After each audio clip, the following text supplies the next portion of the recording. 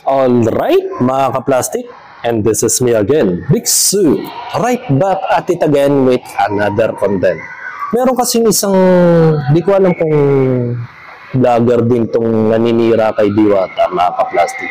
Kasi si Diwata pala, isa siyang negosyante na nagtitinda ng pares, overload. So, kasama ang palad, merong isang netizens ba to, vlogger, na sinisiraan o nagbibigay siya ng opinion na hindi niya nagustuhan yung pares na tinitinda ni Diwata o ni Deo Balbuena sa totoong buhay. So, panoorin natin yung opinion ng babae kung bakit siya naggagalaiti sa paninda ni Diwata, mga ka-plastic. Kakain na kami, mas lalo kaming nawalan ng gana dahil dun sa nangyari. Oh, bakit? Wala na po talagang lasa yung pagkain. Yes. Oh. Yung fried chicken. Guys, ano naman lang yung magkaano lang naman yung flour, yung asin, yung paminta, para lang magkalasa yung chicken. Magkano lang po yun, di ba? Doon naman, para naman sa work. Sabi mo muna ate, chicken, hindi chicken. Saan ka ba country nakatira? O sige, tuloy natin yung video. Naman yung pumila kami doon ng 1 to 2 hours, di ba? Tapos titikman namin yung chicken na wala talagang lasa, guys. Mas masarap pa talaga yung lutong bahay or sa kalenderya. Ganun po, opo. Tapos yung kaldereta. So, ayun po, na-disappoint kami dahil hindi na masarap yung pagkain. Inaway pa kami doon, mahaba pa yung pila. Pero, ganun talaga. Ginusto namin ma-experience yung Diwata over. Alam mo mga plastic, kung hindi masarap yung pagkain ni Diwata, una sa lahat, hindi pipilahan yan. Meron kasi ako dito sa isang karinderya, sa isang establishment. Ayoko na sabihin kung saan lugar to. 5 po silang nagtitinda. Pero sa 5 na yon, may isang hindi siya na masyadong binibilhan. 2 lang ang senaryo niya kung bakit ayaw siyang bilhan ng mga customer niya. Which either hindi masarap ang luto, masyadong maasim, masyadong matabang, or dili kaya hindi maganda ang serbisyo nila, which is tinatarayan nila yung mga customer, niloloko nila. Ako nakaranas na rin ako ng niloko ako ng aking binibilang karinderya. Tinanong ko siya ng matino. Sabi niya 40 isang order ang kanyang ulam. Pero nung kinain ko na, ugali ko kasi bago ako magbayad ay kinakain ko muna yung mga pagkain. Pero unfortunately, nung nakain ko na yung ulam niya,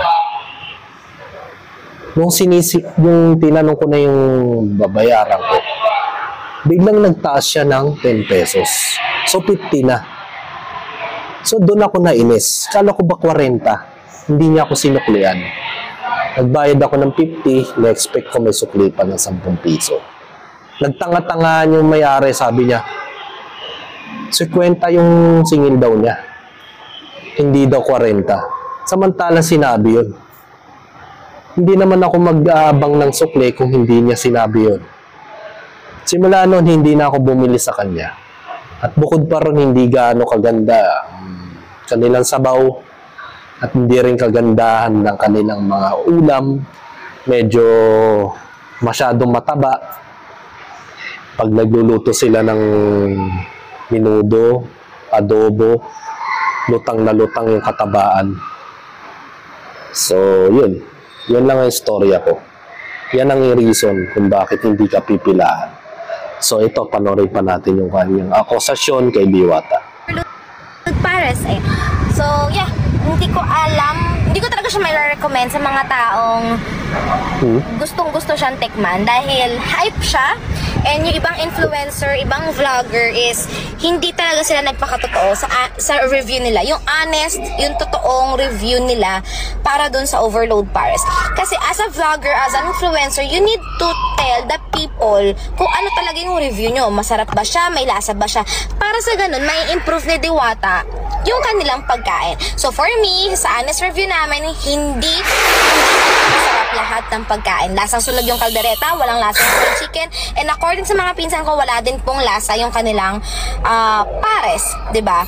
So, sa ganon, ito, ayoko Usually kasi ang pares, pag nilasaan mo siya, hindi ganun kaalat.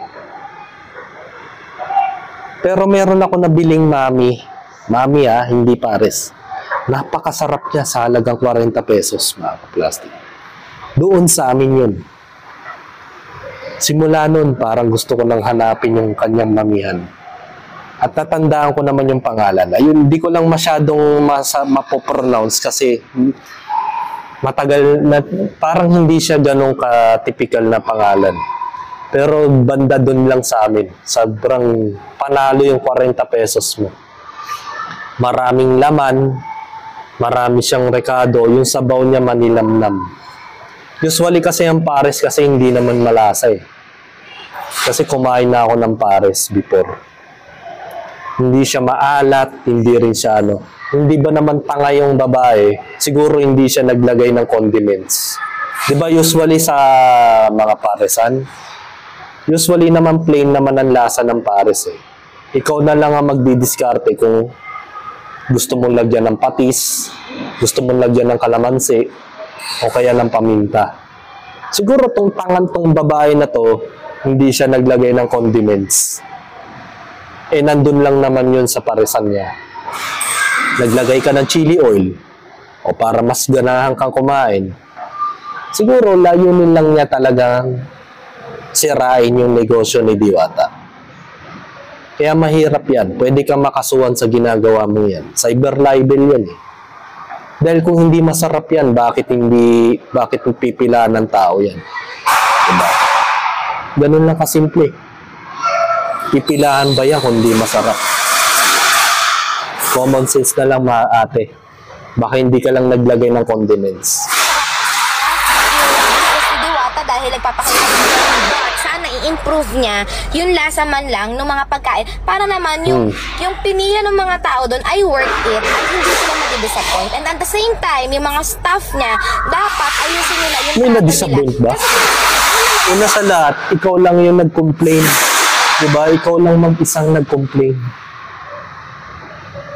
Ikaw lang. Naghanap ako ng ibang video about kay Diwata na may magko-complain ng kanyang pagkain. Aantayin ko.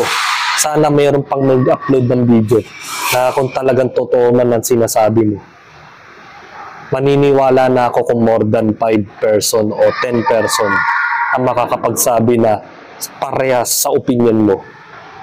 O baka bayaran mo yung 10 tao nasasabihin nila hindi masarap baka sinasabi nyo lang yan. Baka nakalimutan mo lang maglagay ng condiments, tanga. Sos Mariosep. Hindi naman yan whole day na nagtatrabaho sila. It's a rotational shift. So sila yung sa night shift. So dapat expected nila na dapat marami silang energy.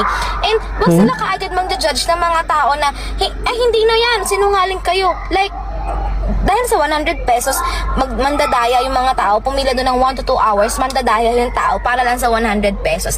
At hindi yun maganda. And doon sa kahapon, hindi lang ako yung nagreklamo, hindi lang kami, but meron pang isang nagreklamo doon dahil din sa stop nila. So, imagine niyo kung araw-araw may nagrereklamong ganun, masisira syempre yung business ni Diwata, yung review sa kanya. So, mas maganda na ayusin ka agad ni Diwata, maaga pa lang. And pagsabihan niya lagi yung mga staff kasi meron doon dalawa yun yung isang lalaki doon yata or gay, hindi ko alam. Nagtanong ako sa kanya, ilang minutes po yung chicken? Hindi niya ako pinansin. Talagang matapobre siya, masungit. Pero nung lalaki na nagtanong sa kanya, ay, hello, ano po yun? Ganun talaga siya, day. So, yeah. So, hindi talaga expected ko talaga, napakasarap ng food. But if you are looking for a budget-friendly na food, I will recommend Diwata. But don't expect too much. Yan. Kasi sobrang hype niya ngayon sa social. Ikaw na nagsabi na don't expect too much kung budget-friendly lang ang hanap mo. Saraulo ka pala Tapos nag-expect ka na mataas sa murang halaga. Huwag namang ganun. Pakiusap lang. Kung sisiraan mo isang tao, buti sana kung mamahalin yung pagkain niya. Kaso hindi eh. Budget friendly, ikaw na nagsabi, budget friendly, tapos nag-expect ka na masarap. Mas mataas pa sa expectation mo na dapat sobrang sarap yung pagkain niya. Tapos naghahanap ka pa ng na may nag-complain daw na bakla. Tapos di mo naman mapangalanan. Nag-iimbento ka lang. Dapat, pag may mga opinion ka, sabihin mo kung ano yung totoo. Maaaring sabi mo yan, kwento mo yan, kasi bida ka sa kwentong yan. Pero hindi mo dinidetalye kung sino yung nagsasabi ng complaint about sa kanya. Ikaw lang naman ang nagko-complain sa ngayon. Di ba? But don't expect too much because you will be disappointed at the end. So sana makita to ni Diwata, i-comment nyo sa kanya to, i-tag nyo sa kanya to para alam niya ano ba yung nangyayari doon. Kasi kahit mabait ang boss nila, si Diwata, kahit gusto niya maging successful, kung yung mga staff niya yung magsisira sa kanya, then talagang ganun talaga. Hindi mag-grow yung business niya. So dapat kailangan pati yung mga staff niya sabihan niya dahil hindi talaga maganda. Dahil sa 100 pesos, pumila kami, galing pa kami ng Las Piñas, madaling araw yun, tapos sasabihan kami ng sinungaling ng staff niya, hindi po talaga. Hello guys, ayan, nandito ako sa pwesto ko. Actually, kararating ko lang. May nakita kasi akong may nakita akong babae na talak ng talak, kukak ng kukak sa social media. Actually, nung kumain siya dito, wala ako. Tapos nung sinasabi niya, wala daw lasa yung pagkain. Ito matagal ko na sinasabi na hindi ko naman sinasabi na masarap yung pagkain ko. Kung hindi mo nagustuhan, pwede ka namang hindi na bumalik, huwag mo ka-recommend o whatsoever. Ang napansin ko nito sa babae, masyadong OA naman yung acting kasi lahat daw ng in-order niya wala daw lasa. So nandito kayo ngayon ng mga kumakain, magtatanong tayo nang hindi ito scripted ang nanaayon sa kanilang nararamdaman para maging fair lang tayo. So dito sila ate, tatanungin natin may mga kumakain. Tingnan natin. Ate, may nakita kasi akong vlog, wala daw lasa yung pagkain ko, may nakita talaga ako. So ito mag-comment kayo ng naayon sa nararamdaman nyo kasi hindi ko naman kayo kilala, pumunta lang kayo dito. Wala bang lasa? Masarap, diba? Diba? Ano ang lasa? Kasi sabi niya, nag-order siya ng chicken, nag-order siya ng overload. Wala daw lasa si ate, may chicken. Ano sabi mo? Malaman po, crispy po, tapos masarap. Oh, masarap sabi niya ito. Diba? Hindi puro malaman po. Tapos, may lasa naman. Opo, super. Oh, ayan. Kayo kuya. Siyempre, super, sulit. Oh, ayan, overload kala ate. Ito Ate, ano sarap, sabi mo? sobrang sarap. Kaya walang katotohanan sinasabi nito. Di ba? Sira ulo ba yan? Yung common sense na lang eh. Kung wala talagang hindi masarap yung pagkain niya, simple lang, walang bibili sa kanya. Diba? Napakasimpleng bagay yun. Ay, nako. Kung sino man yung babaeng yan, pwede niyong kasuhan ng cyber libel yan. Diba? Yung paninirang puri niya na parang gusto niya mangyari, mga yung staff yung pina-point of view niya, yung mga staff ni Diwata. Urong sulong siya, di ba? Hindi niya pinapointed to si Diwata. Ay, negosyo ni Diwata pa rin yan. Kung sinisara mo yung staff nila, si Diwata pa rin yung sinisaraan mo. Ganun lang kasimple yun. Siguro nakalimutan mo lang mag-add-on ng mga condiments, mga sausawan. Kaya hindi masarap para sa kanya.